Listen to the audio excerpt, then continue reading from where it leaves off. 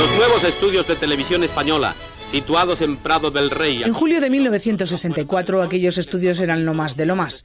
El régimen sacaba pecho. En solo 10 meses se habían construido 3 platós, controles técnicos, camerinos, talleres de montaje de decorados. El gran centro de producción de programas de televisión española quedaba inaugurado. En los estudios se hacen los preparativos para grabar un programa. Llegué en el año 67, con 17 años, a ver a quién conocía de todos los directores que habían estado en Málaga y a pedirles trabajo. Y me contrataron. Fiorella Faltoiano estuvo más de 10 años apareciendo una noche sí y otra también en la pequeña pantalla. Formó parte del grupo de actores habituales de aquella factoría de programas que era Prado del Rey. Empalmábamos un trabajo con otro. Tú estabas grabando en el estudio 1 una novela y venía un realizador y decía: la semana que viene grabas conmigo un estudio 1 aquí. Eso nos ocurría mucho a los que teníamos más facilidad para estudiar, o sea, para memorizar, para situarte en tu marca, para entender lo que era una cámara, una luz, ese tipo de cosas que eran muy importantes. Muy importantes porque se grababa a todo meter, ¿eh? O sea, un estudio 1 se hacía en 2 días. Dramáticos, concursos desde el Cesta y Punto al 1, 2, 3, musicales como Aplauso, Gente Joven, La Edad de Oro. Todo cabía en aquel plató emblemático, el más grande de Europa, decían entonces. Era el de los programas más aparatosos. Por decir, era un dramático, se montaban unos decorados inmensos, se han montado hasta un tío vivo completo. Y un puente y las vías de un tren. Los camarógrafos se instalan y preparan sus equipos. Era más divertido para nosotros en la claro. Tenías que moverte, tú tenías que ir al plano y ibas al corto, tenías que ir allí. Si en general tenías que desplazarte. Ahora pues es más diferente, con las tecnologías, pues de aquí, pum, pim, pam, te mueven. De alguna manera el cámara era un poco más versátil que pueda ser hoy en día. Javier y Luis han vuelto al estudio donde trabajaron durante tantos años. Cerrado en mayo del 2015 por culpa de la aluminosis y el amianto. Después de las obras, el plató vuelve a estar operativo y equipado con las últimas novedades técnicas. Ahora, aquí se pueden volver a hacer cosas geniales, maravillosas, como las que se hicieron en su momento, ¿eh? Interiormente se hizo una demolición completa y se han renovado todas las infraestructuras dedicadas a la producción broadcast. Volvemos a equiparlo con infraestructura en alta definición, para producir en alta definición, con sonido 5.1. La idea es producir todas las galas que van a ser las galas de Navidad y de fin de año en este estudio. Los más de 1000 metros cuadrados del renovado Estudio 1 se preparan 54 años después para acoger un clásico de la programación, las galas de Nochevieja, tradición al estilo 2019. Hace 50 años comer en un chino era, además de exótico, muy difícil, porque apenas había locales. El Gran Dragón és el restaurant més xinès més antic de Barcelona. Los primeros en probar descubrieron las delicias de una cocina milenaria y las complicaciones del manejo de los palillos. Para mí, yo digo, en la mesa hay cuchillos, tenedores muy violentos, con palillos sin violencia. Lo que ponen en el plato, creo. Pero en el plato se coge con esto, que no sé cómo habrá que cogerlo. Y luego... En España existen 16 restaurantes especializados en comidas chinas, generalmente regentados por personas de esa nacionalidad. El Buda Feliz abrió sus puertas en el centro de Madrid en 1974, solo un año después de que España y la República Popular China iniciaran sus relaciones diplomáticas. Al frente del negocio, una familia taiwanesa, los Wan. El cocinero chino es un prodigio de rapidez. Cocineros normalmente son hombres, mujeres pocos. Yo no sabe cocinar. Para guisar, la dueña del restaurante contrató un cocinero profesional con el que fue adaptando al gusto español los sabores chinos. Agridulce, en los chinos, agridulce es con salsa chinas. Yo le cambio con salsa tomate, porque al español le gusta salsa tomate. Emprendedora de la primera generación, hace 2 años traspasó su negocio a un equipo de jóvenes nacidos en China, pero formados en España. Conservamos el pomo de la entrada de la puerta, porque adredemente, porque queremos que cuando hay gente de 40, 50 años, que vino aquí cuando era pequeño, cuando toca esto, recuerda esos buenos momentos de la familia, de los padres, pero cuando abre, todo dentro es diferente. La comunidad china comenzó a instalarse de manera discreta a comienzos de la década de los 90. A partir de los 90, restaurantes, bazares y tiendas de ropa proliferaron en muchos barrios y con ellos fue creciendo una de las leyendas urbanas más extendidas sobre los chinos. Los chinos no tienen aquí en España ningún beneficio fiscal. El fruto del desarrollo es a base de trabajar, trabajar y trabajar, porque eso nos enseña, esto en nuestra sangre. Es la comunidad extranjera que más cotiza en la seguridad social y ha crecido durante la crisis. Da Wei, antiguo corresponsal del Diario del Pueblo, dirige la primera emisora de radio en Europa que emite 24 horas al día en chino mandarín. Su objetivo principal, acompañar e integrar a sus compatriotas, muchos de los cuales no hablan bien español. Hay que integrarse, porque esa es la mejor manera de mostrar el compromiso hacia este país, hacia su sociedad. También es la mejor manera de proteger sus intereses legítimos. Con algo más de 200.000 empadronados, la China es la cuarta comunidad extranjera de nuestro país, por detrás de marroquíes y rumanos. Visibles e invisibles al mismo tiempo, nos invitan a celebrar con ellos su Año Nuevo lunar. Feliz Año Nuevo, cerdo de oro, prosperidad, amor, salud. 新年快乐，万事如意。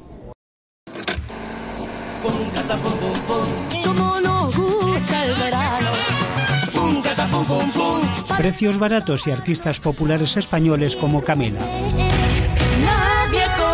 Nosotros mismos nos financiamos un par de maquetas en un estudio, las llevábamos a los mercadillos y también se vendía, y la verdad que funcionaban muy bien. Lágrimas de Amor ya fue el primer disco que sacamos profesionalmente. Vendimos 1 millón de discos y simplemente hicimos una televisión nacional, que fue aquí en esta casa, en la 1 Televisión Española, y fue con Bárbara Rey. Camela y sus lágrimas de amor.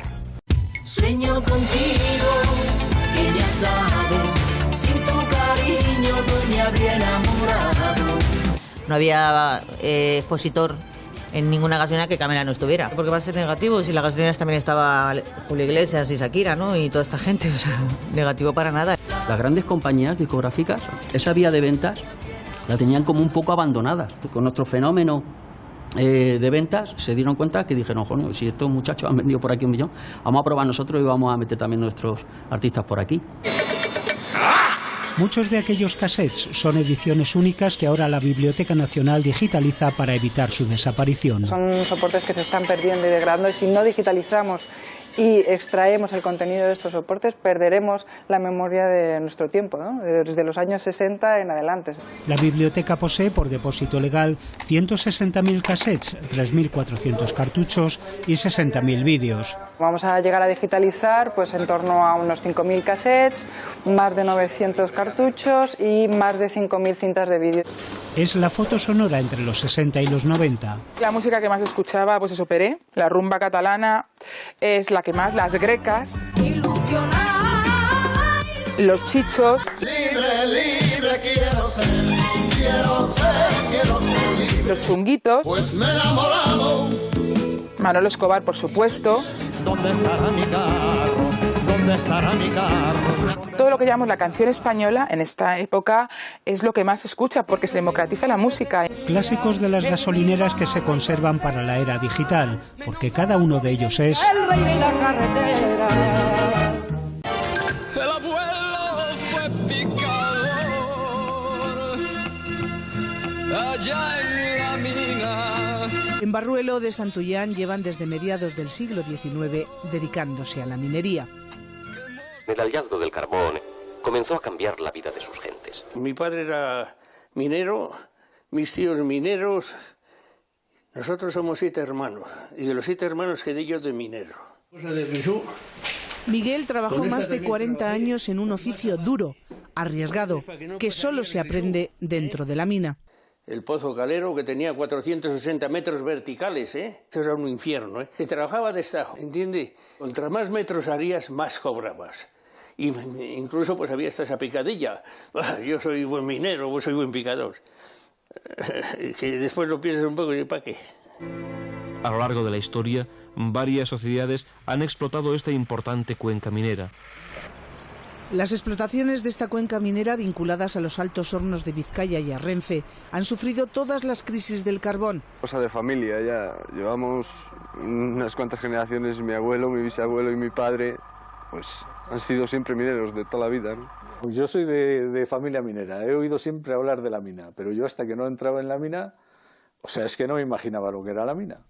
Minero durante 14 años, Ángel resistió hasta el último y definitivo cierre de las explotaciones, en 2005. Todos estos planes que han hecho de reconversión y alternativas no se ha llevado a cabo. O sea, lo mismo aquí en Barruelo, lo mismo que en León, lo mismo que en Guardo y lo mismo que en todos los sitios. O sea, en ningún sitio ha funcionado la alternativa. Se hacen las cosas al revés. Primero crea la alternativa y luego cierra. La alternativa se ha buscado en el turismo. La visita a la réplica de la mina permite imaginar lo difícil que era arrancar el carbón de estas vetas. También está por delante del de arriba. Esto que tengo aquí es un martillo neumático de picador. En el centro de interpretación, en el antiguo lavadero o en la escombrera. Seguir las huellas de la minería es muy fácil en este pueblo que con 8.000 habitantes era el más grande de la provincia de Palencia. Hoy no llega a 1.000 vecinos. Vivimos del carbón y queremos seguir viviendo del carbón, aunque ya no haya minas. Entonces queremos ser un poco referente, porque las instalaciones que hay aquí son un referente en toda España y en toda Europa. Joyas como el Castillete del Pozo Calero, construido en 1911 y convertido en símbolo de un pueblo en busca de futuro. Antes era yo teja de tu tejado y ahora soy arbolito desamparado. Nica, a sus 86 años, es una de las memorias vivas de nuestro folclore. Vaya usted entrando, vaya usted entrando. Un legado cultural que ha enseñado a su hija Eugenia. Quiéreme, quiéreme, que soy nena. Nica, ¿qué tal? El folclore se transmite de forma oral y de padres a hijos, las fuentes a las que acuden investigadores como Carlos para conservarlo. Esa herencia de la tradición está todavía en el medio rural, en muchísima gente, cada vez más mayor, y entonces son los depositarios de ese último estado, ¿no?, de la tradición. Y esa oralidad se ha ido perdiendo, pero el problema de esa brecha va a estar en la desaparición de muchos núcleos rurales, ¿no? La memoria se va perdiendo, hay menos gente que está haciendo este trabajo. Hay una hermosa laguna. Las grabaciones como las de Nica se conservan y se catalogan en la Fundación Joaquín Díaz. La labor importante es que esto siga oyéndose. Estamos hablando de 40, 50, 60, 70.000 entradas musicales de las grabaciones de campo que llamamos. La Fundación recoge testimonios sonoros que se remontan a casi un siglo. El folclore, es decir, la canción tradicional, no tiene actualidad, no tiene moda. Yo sigo recurriendo a la memoria de la gente. El repertorio personal se hace a base de lo que nos va llegando a través de medios o a través de gente que nos lo comunica, la abuela, la madre, y nosotros vamos seleccionando lo que nos parece más interesante por alguna razón para nosotros. La flor de la oliva es blanca y la acompaña lo verde. La niña te acompaña en esos colores que tiene. Grupos como Manantial Folk no han tenido necesidad de investigar el folclore. Lo hemos aprendido de nuestros padres, como yo lo he aprendido de los suyos, y entonces empiezas a oírlo en tu casa, empiezas a oírlo en las rondas que pasan por tu calle cuando estás durmiendo. Habíamos crecido con ellas, oyendo a la gente cantar, a la gente más mayor que nosotros, las generaciones anteriores. A diferencia de otros grupos en España que tienen que buscar a la gente mayor para que les cante canciones que ellos nunca han oído. Tradición conservada en las voces de Palmira y Felicita, puentes y salvavidas de la cultura popular.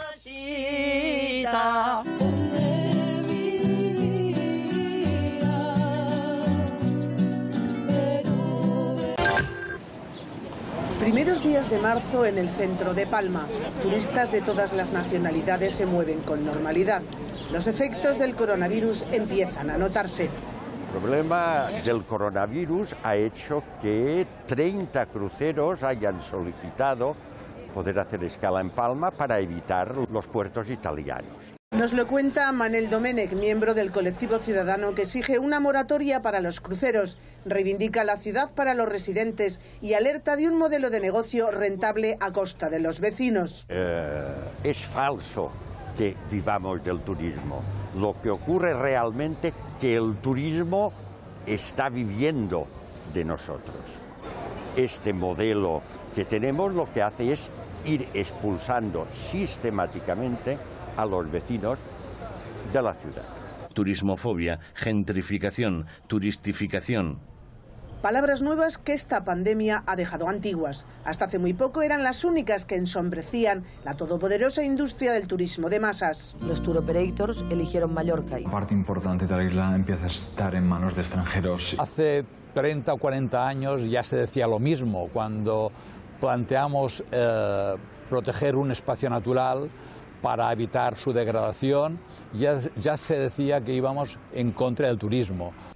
Miguel Ángel recuerda que salvo en el 73, cuando la crisis del petróleo, el turismo ha resistido todo tipo de dificultades. El turismo se ha demostrado como un sector, digamos, fuerte y estable, que poco afectado por estas crisis, estas pandemias que se están sucediendo cada dos o tres años en el mundo. La magnitud del problema es, a día de hoy, es incalculable. No sabemos cuál será el impacto ni en número de visitantes, ni tampoco sabemos cuál será el impacto en términos de Producto Interior Bruto. Difícilmente se pueden establecer planes B para este tipo de circunstancias porque su magnitud y su dimensión son del todo impredecibles. Las crisis nos pillan siempre trabajando porque no tenemos que pensar solamente en gestionar el momento de crisis, sino en cuanto veamos que el escenario se va tranquilizando y se va disipando, estar preparados para reaccionar y volvernos a posicionarnos en primera línea. Tras el parón del coronavirus, el turismo volverá a ser fuente de ingresos, tratará de recuperar el 14% que supone en nuestro PIB, pero sobre todo la ilusión de los millones de turistas que llevan décadas eligiéndonos como lugar de vacaciones.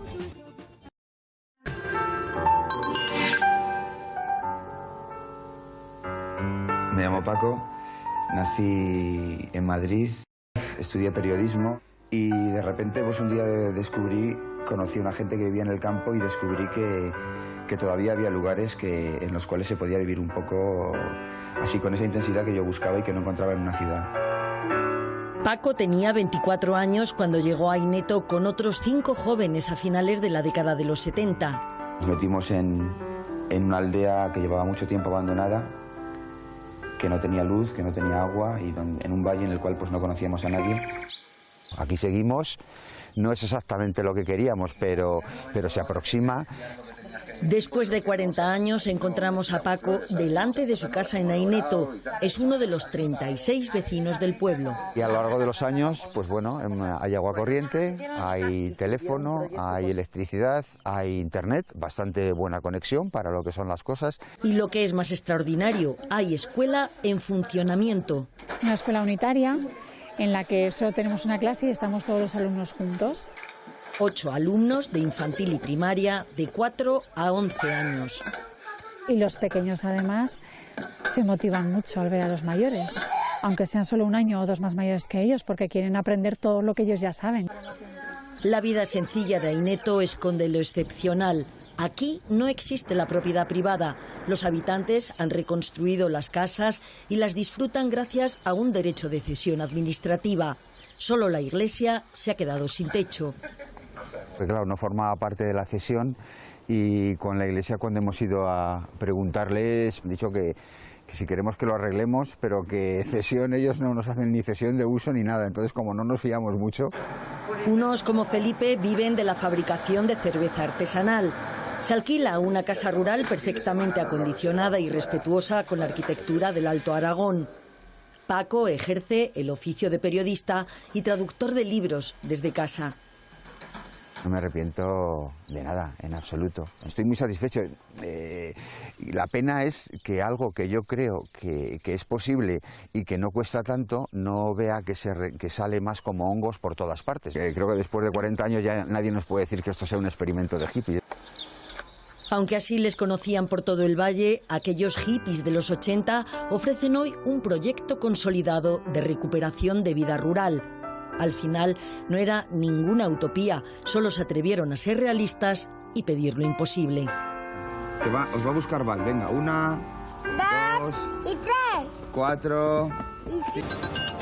Las personas aficionadas a la lectura hallan en los kioscos callejeros sus periódicos y revistas preferidos. Los kioscos son, desde comienzos del siglo XX, parte del paisaje urbano de nuestras ciudades, el punto de encuentro obligado para acercarnos a las aventuras del superhéroe de turno, los últimos cotilleos del corazón o los grandes titulares de la actualidad. Somos muchos los españoles que nos dejamos una parte bastante importante de nuestro sueldo en los kioscos. Ido. Gracias, señora. Buen día. Remedios ha conocido mejores tiempos para el negocio. En el 95, kioscos de prensa de pie de calle, éramos unos 20.000, cuando más se ha vendido y más ganancias hemos podido llegar a tener. En las últimas décadas, 2/3 de los kioscos han cerrado. Ahora hay menos de 7.000, con provincias como Huesca o Soria, donde no llegan a media docena. Las causas son diversas. ¿Otro igual? Sí. La principal, por supuestísimo, el tema de la crisis. Internet, el tema digital y una cosa también muy importante, el hábito de la lectura, que en este país no es una cosa que esté muy arraigada. Ahora mismo la situación es complicada, pero el sistema que tenemos que tener es la reinvención. Que los editores se hagan cargo de que todo tiene que pasar por nuestro punto de venta. Nuestra lucha es que se mantengan los máximos números posibles de kioscos abiertos. 3 generaciones de una misma familia de kiosqueros en 80 años han pasado por esta plaza de Madrid. En el año 33 mi padre se ponía a vender la prensa para poder marchar un poco en la casa. Y luego ya mi madre ya puso, cuando él faltó, puso el kiosco, que era un kiosco de madera, pero vamos, que se vendía prensa, no como ahora, que hasta ahora no se vende nada. ¿Cuánto es? 1,70. Su hijo Antonio tomó el relevo en plena crisis económica. Ha bajado mucho, pero la prensa se sigue vendiendo, es la base principal del kiosco, por lo menos en este punto de venta. Yo cuando un chico joven, de 20 para arriba, me compra un periódico de tirada nacional, me emociono. Vendo imanes, vendo chicles, vendo tabaco, souvenirs y el tema de los tours turísticos ahora también se vende en los kioscos, también es una ayuda bastante grande. Pero es como un sueldo. Milurista un poco más, pero bueno, es un sueldo. Pese a las dificultades, Antonio cree que aún hay kiosco para otros 20 o 30 años, aunque él se ve como... el último kiosquero, como el último mohicano.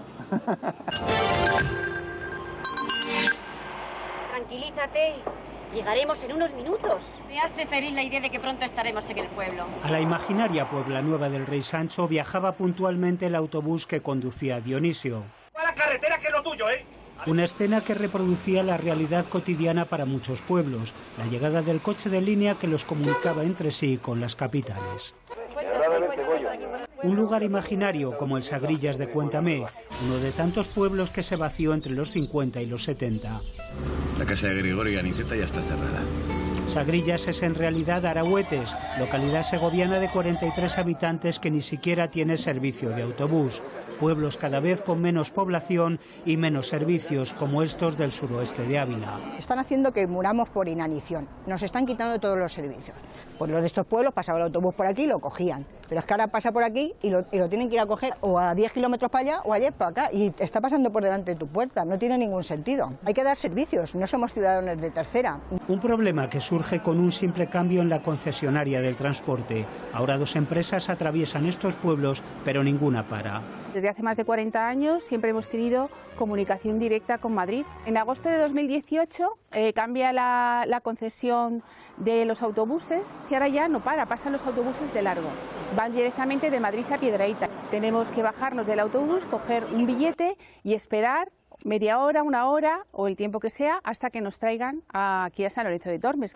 La solución pasa porque las 2 empresas se pongan de acuerdo y si ellas no consiguen ponerse de acuerdo, lo que tienen que hacer es intervenir la administración porque aquí tienen que prestar un servicio público. Tenemos un chico con una minusvalía, yo podía ir y venir en el autobús y me podía marchar a trabajar y venir a estar con ellos. De esta manera no podemos.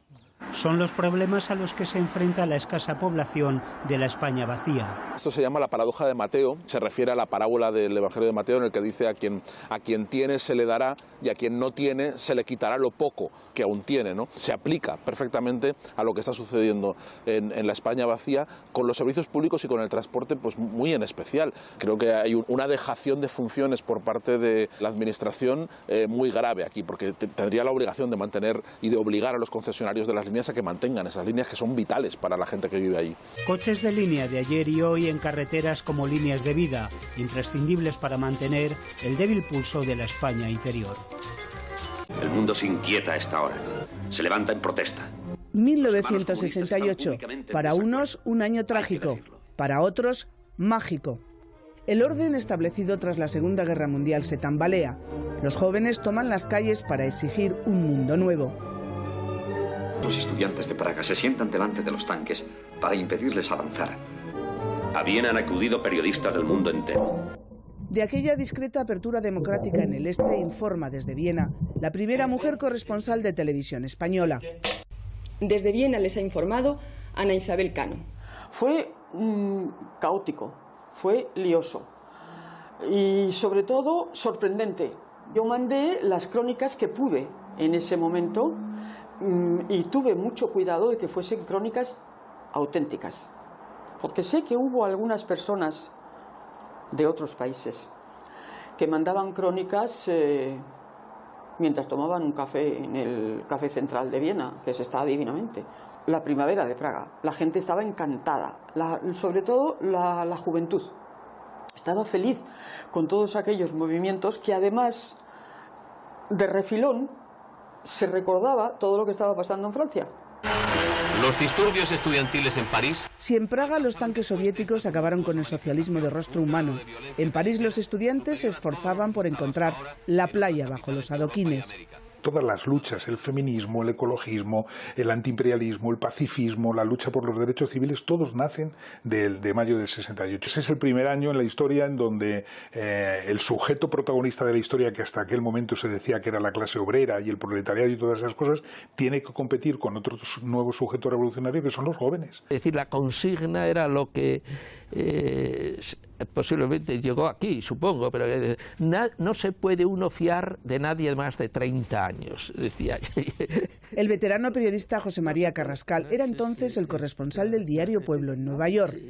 Desde allí nos narró el impacto de la guerra de Vietnam, el asesinato de Bob Kennedy, el de Martin Luther King.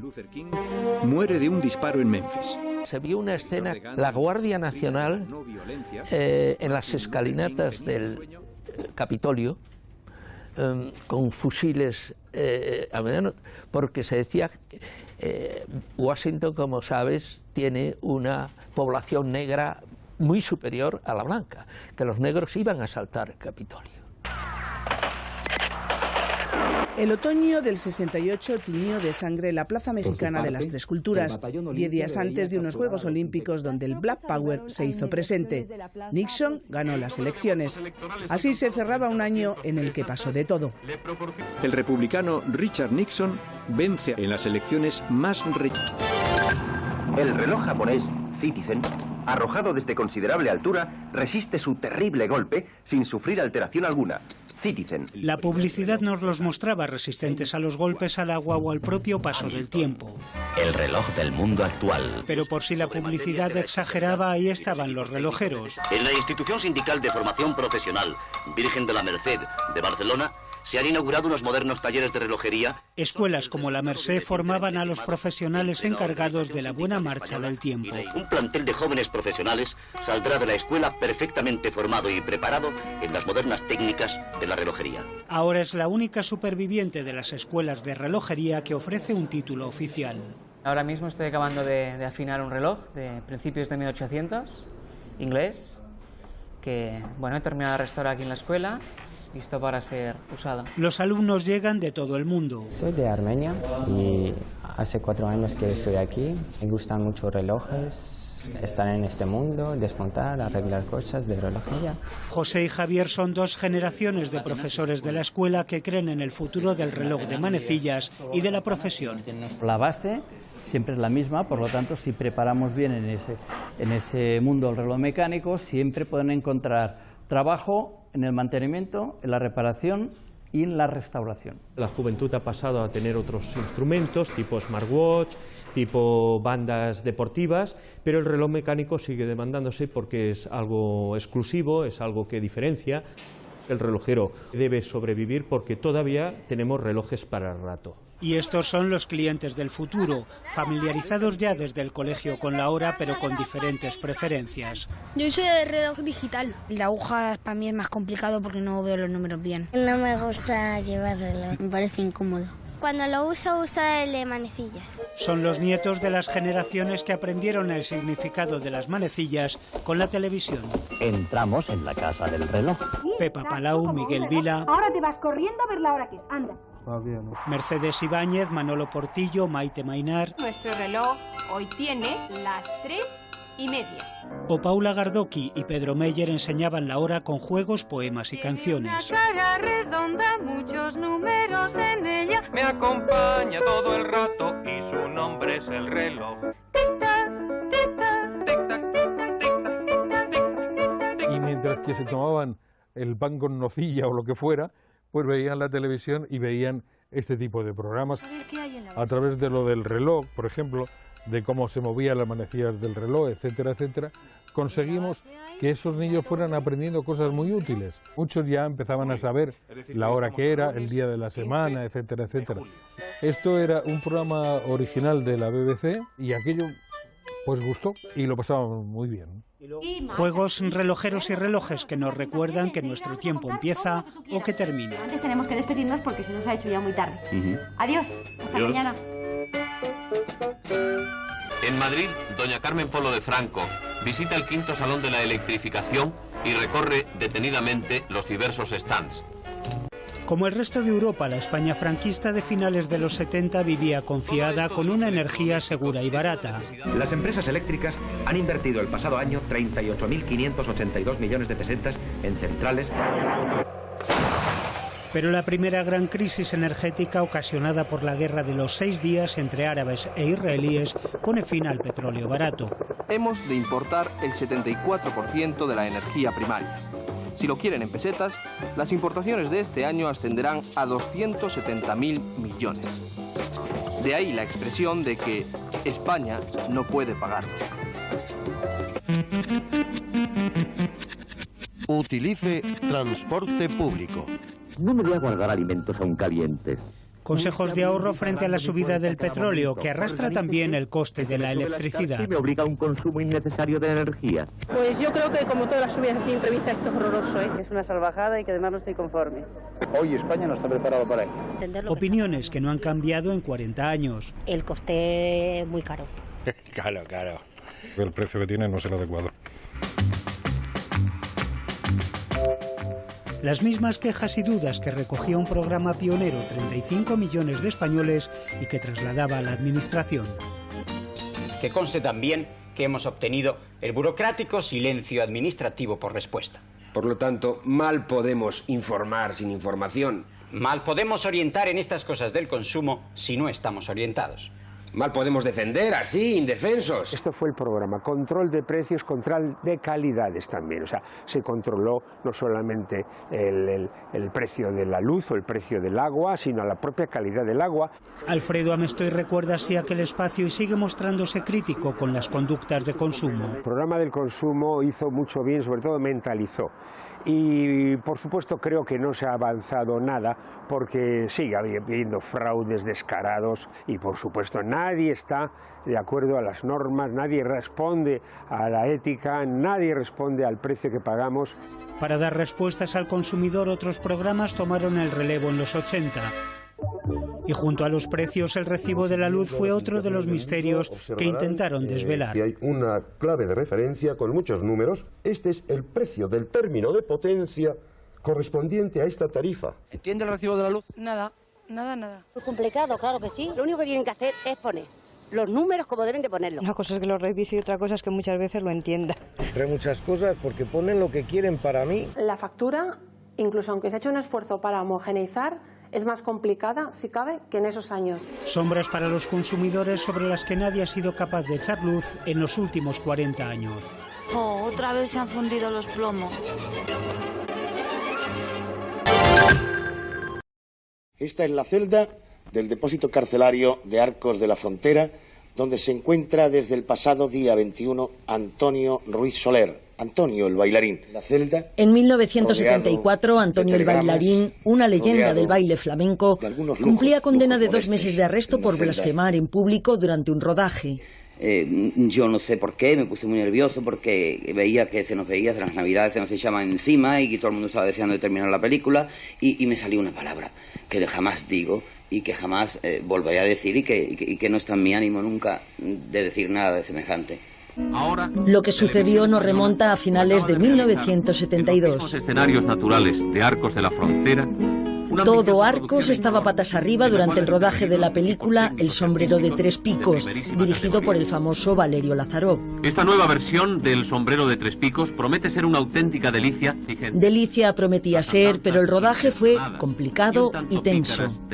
¿Entonces qué eras? Yo era policía. Nos lo cuenta Juan, 73 años.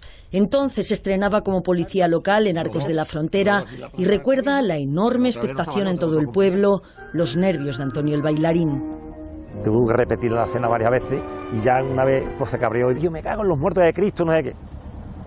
Y escuchó el cura que estaba, era un cura de Tamayo. Oh. Antonio fue encerrado en una celda de Arcos. Que ahí fue donde estuvo Antonio el bailarín. Le pusieron una cama nueva, un televisor, todo eso. Ya no quedan calabozos en el edificio de la antigua cárcel, reconvertida en dependencias municipales multiusos. Al final, el bailarín pasó aquí 16 días encerrado porque le llegó el indulto de Franco. 45 años después, otro artista, el actor Willy Toledo, vive una peripecia similar. Porque me parece absolutamente tercermundista que en este país todavía existan 5 artículos del Código Penal referentes a las ofensas a los sentimientos religiosos. Le ha denunciado un grupo de abogados cristianos ofendidos por sus expresiones iconoclastas en las redes sociales. En el proceso, el actor ya ha pasado una noche en el calabozo. Somos una democracia muy joven al final y ese tipo de fenómenos ocurren porque nos falta tiempo de madurez en lo que representa vivir en un contexto de libertades, de expresión, de credo, de pensamiento y de culto. El debate sobre la libertad de expresión está abierto de par en par. La libertad de expresión no es barra libre. ¿Hasta dónde puede llegar la creación y hasta dónde la provocación? ¿Qué es arte y qué es insulto? En esas estamos midiendo límites. 45 años atrás no había nada que medir. Tú siempre has sido un hombre religioso, Antonio. Siempre. En estos momentos, en estas noches, en estos largos días, aquí, ¿rezas? Sí, y rezaba antes también. Y ahora he rezado muchísimo más. La dictadura impuso su credo. Antonio el bailarín no tuvo más remedio que doblegarse ante el dictador y ante el poder de la Iglesia Católica.